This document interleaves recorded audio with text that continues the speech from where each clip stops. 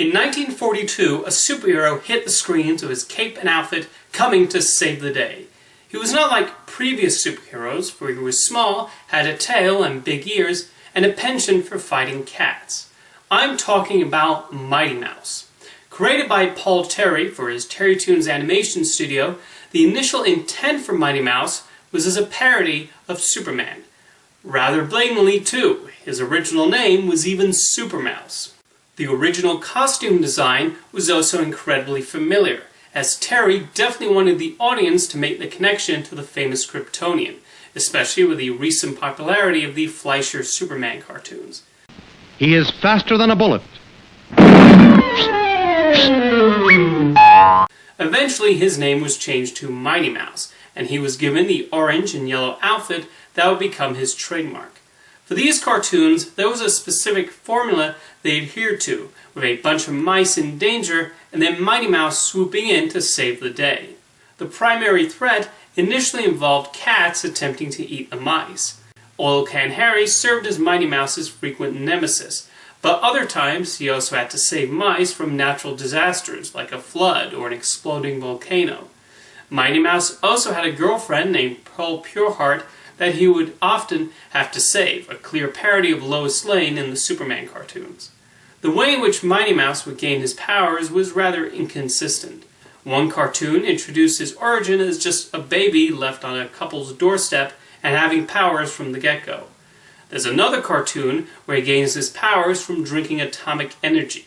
Mighty Mouse did not really have much of a personality either. Most cartoons just had him swooping in, beating up some villains, and that was that. His cartoons never did match the popularity that Looney Tunes, Woody Woodpecker, and a far more famous cartoon mouse reached during the 1940s. When Terrytoons brought Mighty Mouse to television, that's when he found a bigger audience of admirers, probably helped by his famous theme song. The theatrical shorts became one of the staples of CBS's Saturday morning lineup during the 1950s and 1960s, and because CBS also owned the Terrytoons library, they were fairly cheap to rerun. In 1979, Filmation decided to try its hand in making new Mighty Mouse cartoons. Filmation had a reputation for rather cheap cartoons produced with limited animation, but somehow the new adventures of Mighty Mouse managed to avoid the stiffness of their other productions. Once again, Oil Can Harry was used as his nemesis, with many of the episodes involving Mighty Mouse again trying to save Pearl Pureheart from his dastardly schemes. The writing did not rise above the typical Saturday morning cartoon fare of the time, but there was more of an emphasis on adventure stories in this series. A few years after the show ended its run, Filmation actually decided to stitch some of the episodes together to create a feature film titled Mighty Mouse and the Great Space Chase, clearly trying to capitalize on the success of Star Wars. Cut to a number of years later, and Ralph Bakshi found himself at CBS, trying to pitch the network on some new Saturday morning cartoons. After all of his original ideas were turned down, he decided, out of the blue, to pitch them a new Mighty Mouse cartoon, and was bold enough to say he owned the rights. He did not, although luckily for his sake, he found out CBS already owned the character. Good thing he didn't pitch the show to NBC, or he would have had to deal with way more lawyers. Mighty Mouse: The New Adventures is probably most notable for the talent that was scooped up to work on the show, many of which would have late success of their own, including John Crispolucci, Andrew Stanton, Rich Moore, Jim Reardon, Vicki Jensen, Jeff Pigeon, and Bruce Timm. This was even Stanton's first job right out of Cal Arts. Who'd have thought the young writer and storyboard artist would end up becoming a two-time Academy Award-winning blockbuster director, or that Bruce Timm would be one of the most prominent figures in DC Comics history. As for the show itself, CBS did give Bakshi and his team a surprising amount of leeway. Mighty Mouse: The New Adventures would end up being a return to the Termite Terrace style of cartoon making, by having the artists storyboard and write the episodes, rather than hiring television writers. The result ended up becoming more of a place for these young artists to vent about the current state of Saturday morning television. A lot of episodes had more of a focus on satire and parody rather than outright Mighty Mouse saving the day. There was a fast-paced quality to the show, also reflected by the frequent use of squash and stretch animation. The show also played around with the earlier Terrytoons and found clever ways to resurrect forgotten characters like Gandy Goose and Sourpuss.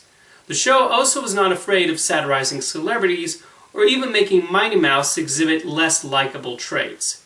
While I would not go so far as to call Mighty Mouse The New Adventures a great cartoon, it was certainly a refreshing change of pace from the sorts of cartoons that popularized the airwaves during the 80s, with an emphasis on selling toys. This was a show based on a pre-existing IP that knew the original cartoons were kind of lame and needed some spicing up. It seemed like the sort of series that would play on CBS for years, until a silly controversy erupted. An episode where Mighty Mouse sniffs a flower into his nose was interpreted as a reference to drug use, and the show was cancelled not long afterwards. I think the people who made that connection were sniffing something themselves. Since then, Mighty Mouse has rarely been seen in popular culture. Even Betty Boop is used on purses, but Mighty Mouse, nothing. The one exception was a cheese commercial where he ignores the people asking for his help. Please, help us. Isn't it time for Here I Come to save the day? Ah, the power of cheese. Yeesh. He sure did not take the flower sniffing controversy well. Paramount Pictures has attempted to make a Mighty Mouse movie, but it's never moved beyond the development stage. Animation historian and former Nickelodeon executive Jerry Beck was particularly vocal about doing a movie of him in the 90s, but no dice. But maybe with the current wave of successful superhero movies, he can come to save the day on the big screen one day. Either way, Mighty Mouse remains a curious entry in animation history, even if his most memorable legacies are a triumphant theme song and the 80s drug craze creating a mountain out of a mouse hill. See you next time.